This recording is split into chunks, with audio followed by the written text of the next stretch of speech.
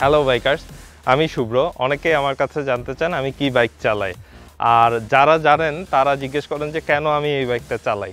তো আজকে আমি এই ছোট একটা ভিডিওর মাধ্যমে আপনাদেরকে জানাবো কেন আমি এই বাইকটা চালাই। So let's go to the details.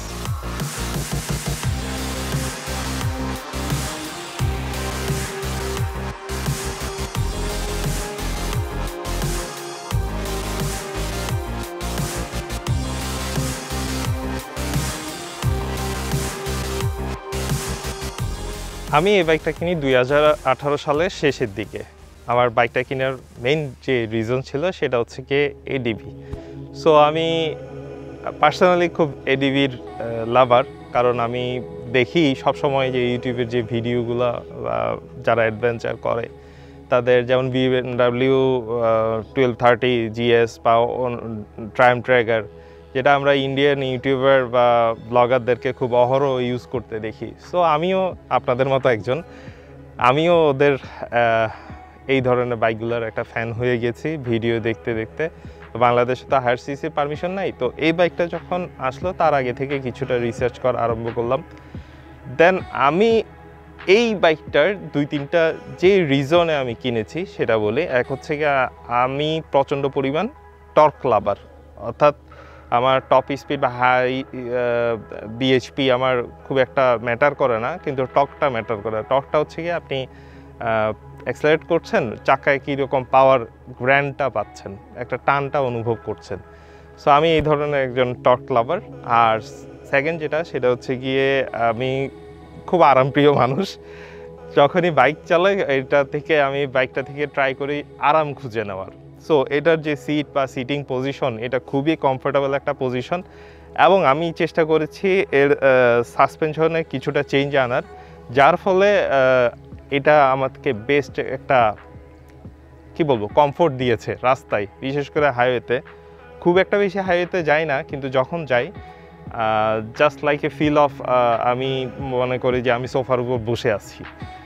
তো এটা বাড়াবাড়ি কোনো কিছু না, কারণ আপনি এর বাইকটা চালালে তারপরে রিয়েলাইজ করতে পারবেন। দেন গিয়ে আমি যেটা ভালোবাসি সেটা হচ্ছে গিয়ে এর ক্যারিং ক্যাপাসিটি, অর্থাৎ আপনি একটা যদি সিঙ্গেল চালান তাহলেও যে সমান তালে 0 to 90 উঠবে, এটা নিয়ে 10 জন্য যদি এখানে বসায় দেন, ওই 0 to 90 কিন্তু ওই সমান তালেই উঠবে।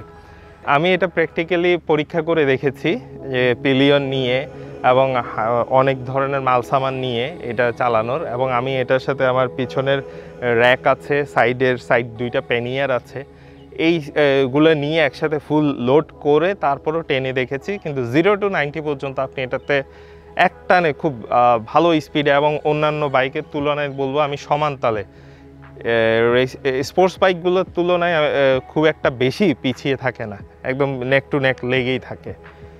আর সাসপেনশন যদি বলি, তার আগে ব্রেকিং সিস্টেমটা বলি। এটা NBF ফার্স্ট সিরিজের, NBF 2 না। NBF 2-তে ABS এসেছিলো, এটার মধ্যে ABS নাই, এটা নন মেকানিক্যাল ব্রেকিং সিস্টেম। সো আমি এটাতে কিছু চেঞ্জ করেছি, যেমন RCBর আমার যে ব্রেকিং ক্যালিপার, এইটা ইনস্টল করেছি। পেছনেরটা অর্থাৎ ক্লাচে RCB লিভারটা জাস্ট চেঞ্জ করেছি, অন্য কিছু আর চেঞ্জ করিনি। আর এটার পিছনের সাসপেনশনটা আমি একটা হিউজ চেঞ্জ করেছি। সেটা হচ্ছে এটা খুব সফট সাসপেনশন আমার চাই, এটার হার্ড সাসপেনশন ছিল, অর্থাৎ ছোটো বামগুলো যখন বাড়ি খায় তখন একদম শরীরে এসে লাগে। তো আমি করেছি কি, এটা ডায়ন ডিফেন্ডার, অন্য একটা ব্র্যান্ড, ডায়ন ডিফেন্ডার 150-র একটা পেছনের সাসপেনশন লাগিয়েছে, এবং সাসপেনশনের যে নিচের ঘাটটুকু আছে, অর্থাৎ যে জায়গাটুকুতে আপনার সাসপেনশনটা বসে, এই পজিশন, ইনক্লাইন পজিশন, আমি কি করেছি, এক ঘাট এগিয়ে দিয়েছি, অর্থাৎ এটাকে আরেকটু স্টিপ করেছি, যার ফলে এটা প্রচুর পরিমাণ খেলে, সোজা বাংলা কথাই। সো আর এটার হেডলাইট এর আলো দেখতে সুন্দর সামনে থেকে, কিন্তু খুবই বাজে একটা এক্সপিরিয়েন্স, সেটা হচ্ছে এটা হেডলাইটের আলো দিয়ে খুব ভালো দেখা যায় না। সো আমি দুইটা ফগ লাইট ইনস্টল করেছি, এটা বাজার ডিজাইনসের ইউএসের দুইটা ফগ লাইট বলতে পারেন বা অক্সিলারি লাইট বলতে পারেন। এই লাইট দুটাতে খুবই ভালো পাওয়ার, এবং 20-40 ওয়াট। এইটা আমাকে হাইওয়েতে খুব ভালো সাপোর্ট দেয়। আমি এই দুইটা ছাড়া হাইওয়েতে যাওয়ার মতো পরিস্থিতিতে নাই আসলে। দেন যদি আমি ব্রেকিং সিস্টেম নিয়ে বলি, 3 বছর আগে এটা যখন আমি ইউজ করা শুরু করি, ব্রেকিং সিস্টেম খুবই বাজে ছিল। আমার অভিজ্ঞতা বলে এত বড় লোডেড একটা গাড়ি যখন আমি ব্রেক করে থামাতে চাইতাম, সেটা প্রপার ওয়েতে থামতো না, অর্থাৎ ব্রেকটা সফট ছিল না, হার্ড ছিল। সো আমি হাঙ্কের এই মাস্টার সিলিন্ডারটা ইউজ করি এবং হাঙ্কের ক্যালিপার সহ। ওইটা আমি 2.5 বছর ইউজ করেছি, আর এটা ইউজ করছি RCBর, এটা ইউজ করছি হচ্ছে 6 মাসের মতো। তা হাঙ্কের ওইটা তো খুব সফট হয়ে গিয়েছিল, আর এই RCB লাগানোর পর তো সুপার সফট, এটা এখন টোকায় টোকায় কথা শুনে। আর একটা যে বিষয়, আমার যে চাকা ছিল, স্টক যে টায়ার ছিল, স্টক টায়ারটা আমি চেঞ্জ করে টিমসনের একটা পেয়ার ইউজ করেছি। এটা সম্ভবত মিলিটারি গ্রিপ 689 বা 65 কি যেন একটা মডেল নাম্বার, বাট টিমসনের টায়ার। এই টিমসনের টায়ারটা আমাকে বেশ ভালো গ্রিপ দিয়েছে, প্রায় 3 বছরের কাছাকাছি। কিন্তু ইদানিং যেটা লক্ষ্য করেছি, চাকার বিটটা আছে, বাট এটার সফট যে কম্পাউন্ড মানে গ্র্যাব করার যে ক্ষমতা, এই ক্ষমতাটুকু কমে গিয়েছে, যার ফলে পানি এবং অল্প বালুতে হালকা ব্রেকেই মোটামুটি স্লিপ করে। সো আমি টায়ারটা মনে হয় চেঞ্জ করব খুব রিসেন্টলি। আর একটা বিষয়, সেটা হচ্ছে কি এই বাম্পারটা চেঞ্জ করা। ওদের KPT অ্যাডভেঞ্চারের চাইনিজ একটা ভার্সন থেকে এই বাম্পারটা নেওয়া। এটা রেগুলার বাম্পার না, আপনার স্টক এটা আসে না, এটা বাম্পারটা চেঞ্জ করা। আর পেছনের এই যে গ্র্যাব রেলগুলো দেখছেন, এই গ্র্যাব রেলগুলো আমার সাইড পেনিয়ারের সাথে একসাথে কিটেড হয়ে এসছে। এটা সাইড পেনিয়ার দুইটা কিট ইনস্টল করার জন্য এই হ্যান্ডেলবার বা গ্রিপগুলা দেওয়া। এই গ্রিপগুলো দেওয়ার ফলে বা এক্সট্রা ক্যারিয়ারগুলো, সাইড ক্যারিয়ারগুলো থাকার ফলে আমি যদি সাইড পেনিয়ারগুলো ইউজও না করি, আমি যখন পেছনের শুধু আমার বক্সটা ইউজ করি, ওই বক্সের মধ্যে আমার রেগুলার আইটেমগুলো থাকে, যেমন রেইনকোট, তারপর হচ্ছে ছোটো টুল কিট, পানির বোতল এবং একটা গামছা রাখি ট্যুরে গেলে, যে সবসময় মুছি। সো ওই জিনিসটা আমার পেনিয়ারে থাকে, পেনিয়ার বলছি, টপ বক্সে থাকে। আর যে ব্যাগটুকু আমার পেছনের সিটে আমি খুব সুন্দরভাবে বেঁধে নিতে পারি। তো চালাতে চালাতে মনে করেন কোনো একটু রেস্ট নেওয়ার দরকার, আমি পিছনে এরকম হেলে দিয়ে আমার পিঠটুকু দিয়ে রাখি, যার ফলে আমার চালান্ত অবস্থায়ও আমি বেশ ভালো কমফোর্ট ফিল করি। কিন্তু একটা জিনিস আমি নেক্সট টাইম এটা ইনস্টল করবো, সেটা হচ্ছে কি আমার পাদানিটা আছে এখানে, চালাতে চালাতে পা ব্যথা হয়ে যায়। তো আমি চেষ্টা করবো এখানে একটা আমাদের যেরকম ফুটপ্যাক থাকে, আপনার খোলামেলা করা যায়, ওরকম একটা জিনিস আমি অ্যাড করা, যাতে পাটা আমি এখানে রেখে রেস্ট নিতে পারি, যেটা হার্লি ডেভিডসন রাইডাররা এরকম করে শুয়ে যেরকম চালায়।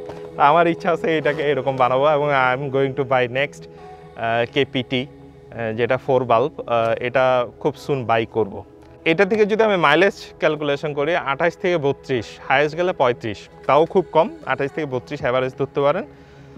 সো আমি মাইলেজ নিয়ে মোটেও কনসার্ন না, কারণ আমি পাওয়ার আউটপুট বেশি পাচ্ছি, পাওয়ার আউটপুট ডেলিভারিও বেশি দেওয়ার ট্রাই করি। সো যদি আমি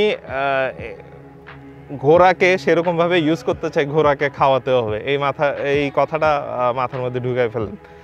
আর একটা বিষয় হচ্ছে কি, এটা টপ স্পিড। আমি সত্যি কথা, এটা টপ স্পিড 117 পেয়েছি, কিন্তু এটাতে মিটার রিডিংয়ের যে ইরোর আছে, এটা কনফার্ম। আমার পাশের বা পেছনের রাইডাররা 125, 26, 27 থাকে, আমি তাদের আগে এসে 117তেই স্টাক হয়ে বসে আছি। তো এটাতে মিটার রিডিং ইরোর আছে, আমার ধারণা 5 থেকে 10 কিলোমিটার অ্যাভারেজে এটা মিটার রিডিং ইরোর আছে।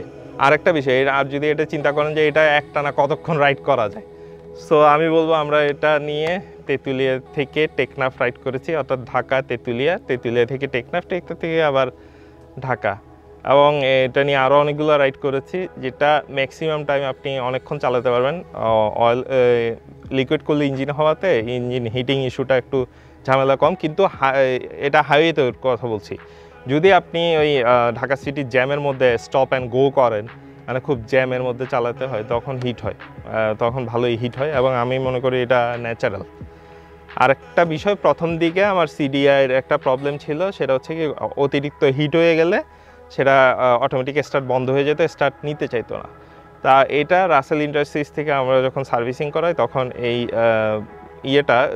সফটওয়্যার দ্বারা একটা ক্যালকুলেশন তারা যেন কি করে, তো ফ্ল্যাশ দেয় নাকি কি যেন, ওইটা করার পরে আর আমার এই প্রবলেমটা হয় নাই। আমি যখন কিনেছিলাম এটা 2,65,000 টাকা দাম ছিল, এখন 2,70,75 মনে হয় কেপিটি এনবিএফ 2টা। এনবিএফ 2 পরে যেটা আসতেছে 4 বাল্ব, ওইটা আর একটু প্রাইস হয়তো বা বেশি হতে পারে, যেটা শোনা কথা। ল্যাকিংস যদি আমি পাই সেটা হচ্ছে হেডলাইটের আলো, আর এই ভাইজারটা যদি আরেকটু বড় হইতো ফ্রন্ট ভাইজারটা, তাহলে বাতাসটা এই জায়গায় লাগতো না, মুখে লাগতো না, এটা হয়তো বা মাথার উপর দিয়ে যেত। সো এই জিনিসটা আমি হয়তো আমার নেক্সট ডে চেঞ্জ করব। আর আমি মিররের এখানে আমার ব্লাইন্ড স্পট কতগুলো ছোট ছোট যে মিরর আছে, এই মিররগুলো খুব ইউজ করি এবং এটা খুবই ইউজফুল। প্রত্যেকটা বাইকারের মনে হয় এই জিনিসটা ইউজ করা উচিত। আরেকটা জিনিস বলতে ভুলে গেছি, সেটা হচ্ছে কি আমাদের ট্র্যাকার, স্পিডি ট্র্যাকার এটার মধ্যে লাগানো।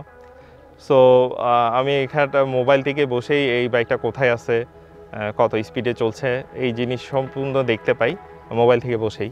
সো এবং যেখানে সেখানে পার্কিং করে চলে যাই, মনে কোনো ভয় থাকে না যে এই বাইকটা চুরি হলে কী করব। তো এতটুকুই, আজ এ পর্যন্তই। ভালো থাকুন, সুস্থ থাকুন এবং অবশ্যই অবশ্যই হেলমেট পরুন। দেখা হবে অন্য কোনো ভিডিওতে। আর মনে রাখবেন, বাইক মানেই বাইকগিরি।